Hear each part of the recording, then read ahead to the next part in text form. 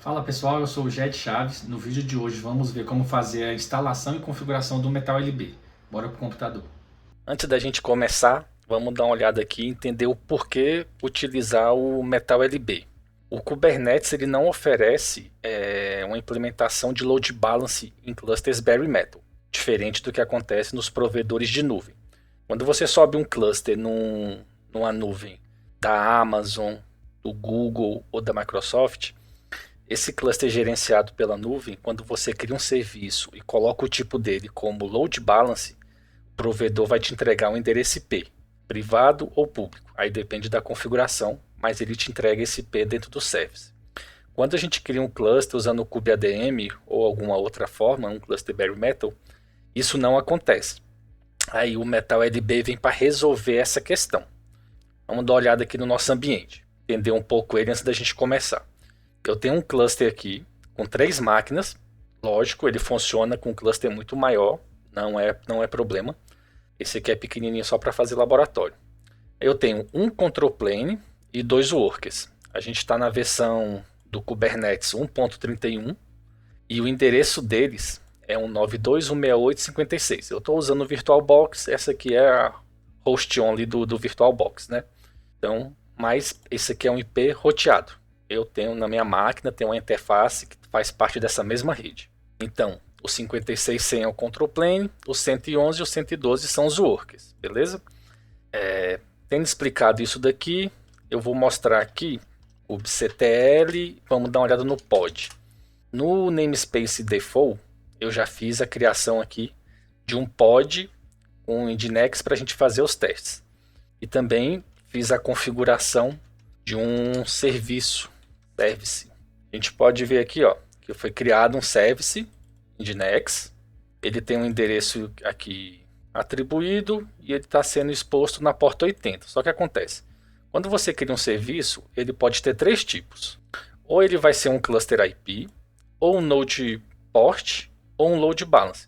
O cluster IP ele é visualizado somente dentro do cluster. Se a gente precisar expor esse serviço, a gente pode fazer o node port. Aí ele vai adicionar mais outra porta aqui acima de 30.000 para que a gente possa fazer esse acesso, né? Utilizando um dos IPs dos nós, aqueles lá 56.100, 111, esse tipo de coisa. E o load balance ele entregaria para a gente aqui, ó, um external IP. Eu vou fazer a alteração desse serviço, vou configurar ele como load balance para mostrar como é que fica. A gente vai dar um kubectl edit. Vou abreviar aqui o service, a gente pode usar o SVC ao invés de escrever service. Nginx. Vou lá no final do arquivo, aí vai ter o type. Eu vou alterar o type dele para load balancer. Vou salvar. Agora, se eu visualizar novamente aqui o serviço, ó, a gente vai ver que ele foi alterado, o type dele foi alterado para load balancer, porém, o external IP aqui eu não consigo receber.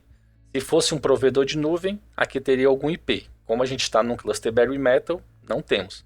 E o Metal LB vai resolver isso. E como eu havia comentado, a gente viu que antes só tinha a porta 80. Agora tem essa porta 30.111 aqui. Se fosse o Node Port, que também teria criado uma porta aqui, e o Load Balance também.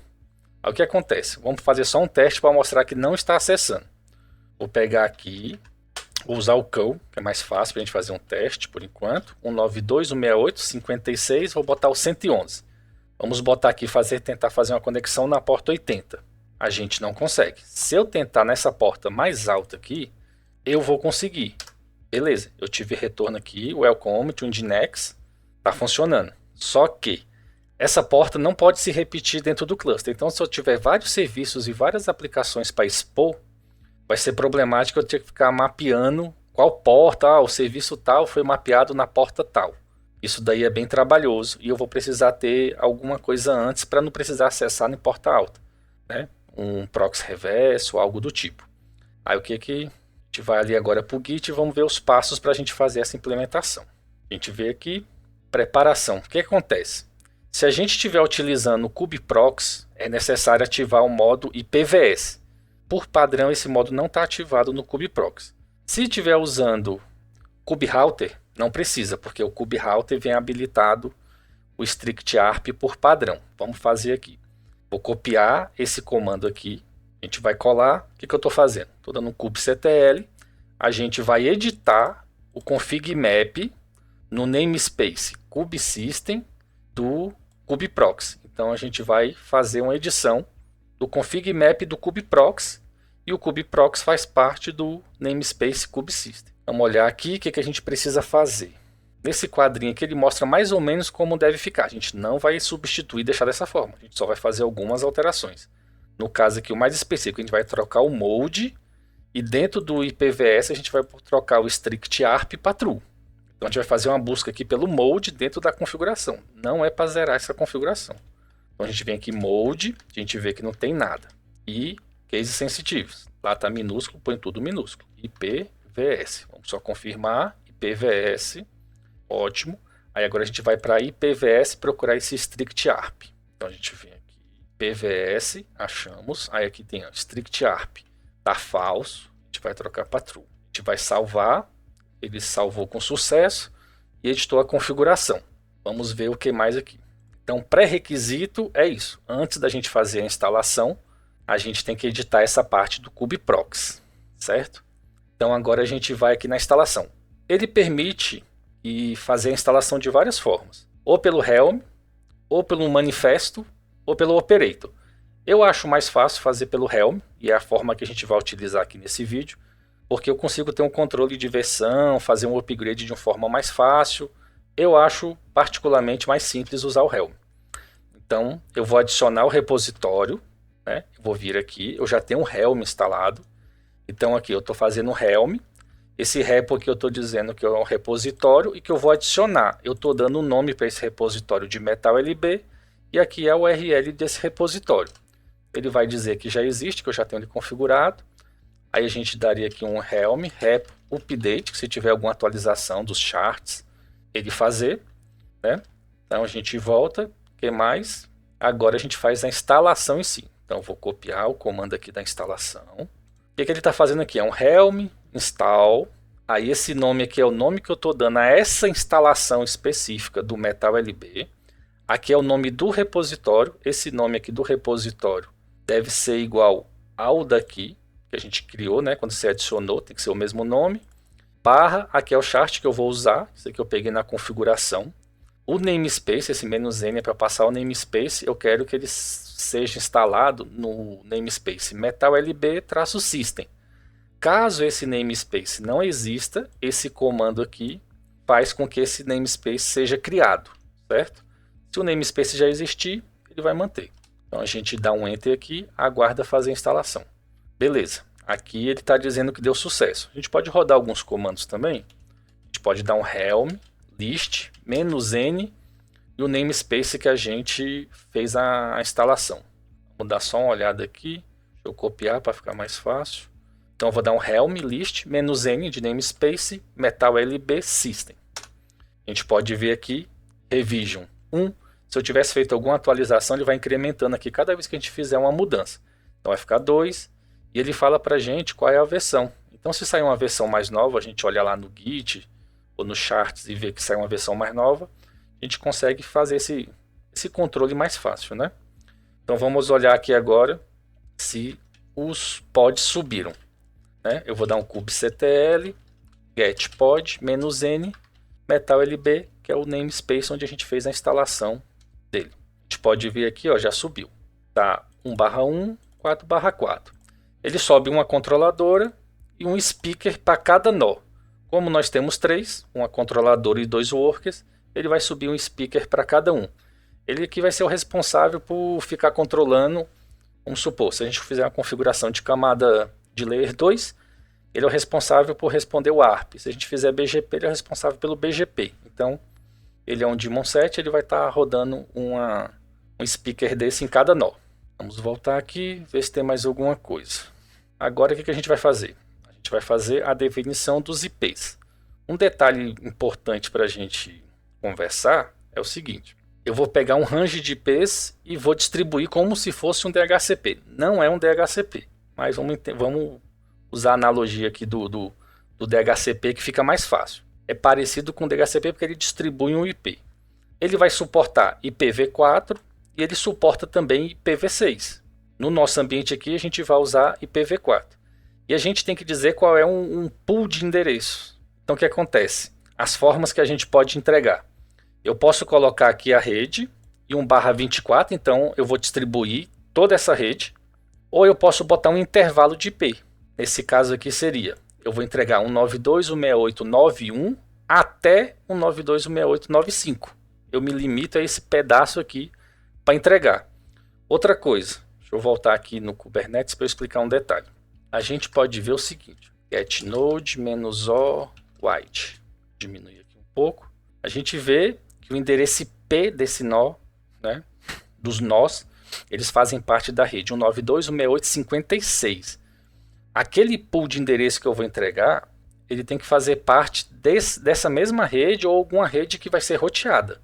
Ele não pode fazer parte do pool de endereço lá do network do pod e nem do network service. Se a gente olhar os pods aqui, ó, um exemplo. kubectl get pod -a -o wide. A gente vai ver que os pods, a maior parte dele pelo menos, vamos olhar aqui sem o -a, vai vir uma lista menorzinha. A gente pode ver que o Nginx que eu criei, ele subiu na rede 172.20. Essa rede do pod, ela é visível somente dentro do cluster. Do mesmo jeito, a rede do serviço. Vamos olhar aqui qual é a rede do serviço. kubectl get service, abreviado igual eu tinha comentado. Já a rede do serviço, ó, é 172.19. Essas duas redes, 172.19 e 172.20, eu passei essas redes quando eu fiz a criação utilizando o kubeadm. Então essas redes são roteadas somente dentro do cluster. Então a gente não usa essas redes para expor esses serviços no MetalLB. Tem que ser a mesma rede do cluster, certo? Dos nós, 192, 168, 56, no meu exemplo. Cada cluster vai ter sua rede, é só se atentar a isso. Vamos voltar aqui. Aí o que a gente vai fazer aqui? A gente vai, aqui já tem um exemplo de configuração. O MetalLB, ele oferece algumas formas de você distribuir IP. A gente pode fazer essa distribuição usando um Layer 2, que é o mais simples de todos, é o que a gente vai utilizar nesse vídeo, e também pode utilizar BGP. No Layer 2, qual é a vantagem? Não tem necessidade do host lá, no caso, cada nó, ter um endereço, aquele endereço vinculado à interface. Quem vai fazer esse controle vai ser o próprio MetalLB. Ele vai pegar, quando ele receber uma requisição ARP, ele responde esse ARP e diz que quem responde para aquele IP é ele. Aí fica só na camada 2. Para isso a gente vai precisar configurar, adicionar essas duas partes aqui, que é o IP Address Pool e esse L2 Advertisement aqui, para poder funcionar. Eu vou copiar esse primeiro aqui para a gente fazer uma definição de pool. Vamos voltar aqui. Eu vou criar um arquivo aqui chamado pool.yaml. Vou colar. Isso daqui eu acho mais fácil dessa forma do que entrar. Eu dou um cat, sinal de maior, o nome do arquivo, colo o conteúdo. Aí eu vou pôr uma linha que não tenha nada, tem que estar uma linha em branco embaixo, e digito um Ctrl D. Aí ele salva esse arquivo. Eu acho mais fácil do que fazer o vim e fazer alguma coisa. Vamos explicar aqui. Ele vai utilizar a API version do MetalLB. Ele fez a instalação dessa API no momento que a gente instalou, né, o MetalLB utilizando o Helm. O tipo aqui, o kind, é um IP address pool, então é um pool de endereço. Aqui a gente tem que definir um nome. Essa estrutura aqui eu peguei dentro do site da própria MetalLB na parte de configuração. Todos os comandos que a gente está utilizando aqui vai estar na descrição do vídeo também. Então o que acontece? Eu tenho que dar um nome. Esse nome pode ser qualquer um. Então não tem obrigação de ter um nome específico. Eu costumo usar sempre coisas que não tenha caractere especial, não tem letra maiúscula, tudo minúsculo e sem espaço. Fica mais fácil para você trabalhar. O namespace aqui eu estou botando dentro do MetalLB System, para te gerenciar melhor. E nas especificações eu estou dizendo qual é o endereço. No caso aqui eu não tenho uma rede toda para passar, eu vou passar só um range. Então lembrando, fazer parte da mesma rede dos nós. E outro detalhe, eu estou passando aqui o 92.168.56 do 240 até o 250. Se essa minha rede aqui possuísse DHCP, o que acontece? Esses endereços aqui deveriam estar fora desse range. Eles não podem ser entregues pelo DHCP ou serem utilizados de qualquer outra forma, porque esses endereços vão ser utilizados pelo Metal LB, e se você utilizar ou for entregue por algum motivo pelo DHCP, vai dar conflito de IP e você vai ter problema tanto na outra máquina quanto aqui, e vai ser mais difícil de entender o que está acontecendo. Então, o IP que você reservar para cá, ele não pode estar sendo utilizado em nenhum lugar, certo? Então, a gente vai fazer a aplicação dessa configuração aqui. Então, a gente vai dar um kubectl, apply "-f", o nome do arquivo. Então, aqui ele já falou que criou com sucesso. Vamos só validar. A gente vai dar um kubectl get. A gente pode usar esse nome aqui, ó, ou ele completa. Se eu der um tab aqui, ele vai completar para mim. IP address pool -n, que eu preciso lá de onde ele fez a instalação, no caso no Metal LB System. A gente pode ver aqui que foi criado, tem esse nome e o IP address está aqui. Então, se você criou, não lembra qual foi o intervalo de IP que você definiu, você pode vir aqui e digitar o comando e visualizar. Agora, a segunda parte. A gente precisa configurar essa parte do L2. Lembrando, esses passos aqui é quando você for configurar com L2. Se for BGP é um pouco diferente, tem que olhar na documentação. Aqui nas referências tem tanto a parte de instalação quanto de configuração. Eu vou copiar aqui agora essa segunda parte. Vou criar um arquivo igual eu tinha feito anteriormente. Vou criar aqui um L2.yaml. Vou colar o conteúdo. Da mesma forma aqui, ele tem um API version, Metal LB também. Só que o kind agora é L2 Advertisement aqui. E o nome é o nome que você quiser. Eu vou botar no namespace Metal LB. E a especificação aqui só tem um detalhe. Você tem que dizer qual é o pool de endereço que vai ser usado. Então você tem que pegar, no nosso caso aqui, o pool de endereço foi criado com o nome IP address pool. Então aqui tem que estar o mesmo nome. Se você criou com outro nome, tem que estar exatamente aqui esse nome. Tem que estar igual. Senão ele não vai saber usar. Vamos dar um apply também aqui. kubectl apply -f L2. Ele vai aplicar. Vamos da mesma forma aqui, validar. Então, kubectl get, isso daqui, -n, Metal LB. Criado também com sucesso. Agora, foi feita a instalação. Vamos dar uma olhada aqui. kubectl get service. Ó, antigamente aqui estava pend. Agora que a gente fez a instalação, um serviço que está com tipo load balance conseguiu aprender o IP dentro daquele range. Então, o primeiro que ele aprendeu foi o 240, que foi o primeiro IP da lista. Agora a gente pode fazer um teste de tentar acessar esse site aqui utilizando esse IP. Então a gente vai colocar aqui agora o 9268. Eu vou querer acessar ele na porta 80. Agora eu não preciso mais acessar nessa porta alta. Eu posso acessar nessa primeira porta aqui.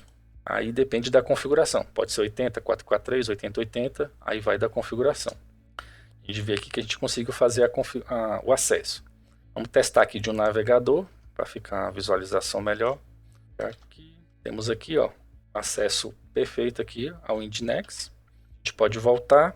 Agora vamos fazer o seguinte, só entender mais ou menos como é que ele funciona. Eu vou vir aqui para o PowerShell para eu poder mostrar a tabela ARP. Eu vou dar um ping naquele IP que a gente aprendeu foi o 240. Eu vou dar um ping nele. Ele não vai pingar, não funciona porque ele não está atribuído a nenhuma interface. Então ele responde somente naquelas portas ali que tem um serviço. Mas a gente consegue ver o ARP agora. Então eu vou dar um ARP-A e vou fazer aqui um select string para poder, como se fosse um pipe grep no Linux, e filtrar somente pela rede 192.168.56. Aí o que a gente pode ver aqui, ó? O 92.168.40 faz parte da minha tabela e o MAC address dele é o A802. Só que quem tem esse mesmo MAC address? 192.168.56.112. O 112 é o worker02. Então quer dizer que quem está respondendo é aquele speaker, que é uma daquelas máquinas, né? Vamos dar uma olhada aqui de novo. ctl getpod -n metal lb. Quem está respondendo para nós é o speaker. Só olhar onde cada um está rodando. Esse aqui está no worker 2. Aqui, ó. Worker 2. Quem está respondendo para nós é esse cara aqui. Ele que recebeu a requisição e respondeu. Só que se eu acessar aqui o 112, a gente vai ver que não tem nenhum IP configurado lá. Então vamos só dar uma olhada aqui. Só para validar. A gente vai dar uma olhada, ó. IP address, né? A gente vê aqui na ETH1, eu tenho um endereço IP aqui, o 92, o 68, 56, 112, mas não tem nenhum outro, não tem nenhum alias, nem nada. Então, ele não precisou criar nenhum endereço IP aqui. Quem faz toda essa tratativa aí e responde às requisições de ARP é o próprio MetalLB. Agora vamos fazer o seguinte, a gente viu que ele está amarrado a esse, a gente vai acessar aqui novamente, eu vou desligar o Work02, para a gente ver que mesmo ele depois que ele desliga, vamos supor, perdi um nó ou algo do tipo, o IP vai para outro nó, ele não está amarrado de forma definitiva aquele nó, né? Aquele host. Como ele caiu, o serviço vai cair, outro speaker daquele vai assumir agora. Vamos dar só uma olhada aqui. Deixa eu rodar um ping novamente, ver se já atualizou. A gente pode ver o seguinte agora. 192.168.56.240. Antes, ele estava aqui no A802. Agora ele está no 0E25. E o 0E25 é quem? É o Work01. Então a gente for tentar aqui, vamos voltar aqui de novo. Vou dar um Ctrl F5. O serviço continua app. Entendeu? Então eu vou dar um curl aqui também para a gente testar. Funcionando. A gente só tem que utilizar um MetalLB com um pouco de moderação. Que a gente também não vai ficar expondo todas as nossas aplicações utilizando o MetalLB. Vamos supor, você tem 10 aplicações. Então, cada aplicação vai responder por um IP. Ainda assim, a gerência disso, a manutenção disso é muito grande. Então, para expor aplicações web, a gente utiliza um Ingress, né? Então, pode usar um Ingress com Nginx ou um Ingress com Istio.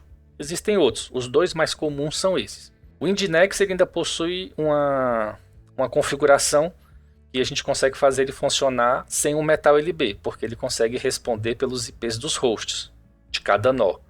Já o Istio não, ele fica dependendo ali de um serviço com load balance, e para funcionar o Istio num cluster bare metal, é necessário instalar um MetalLB. Se existe outra forma, eu desconheço.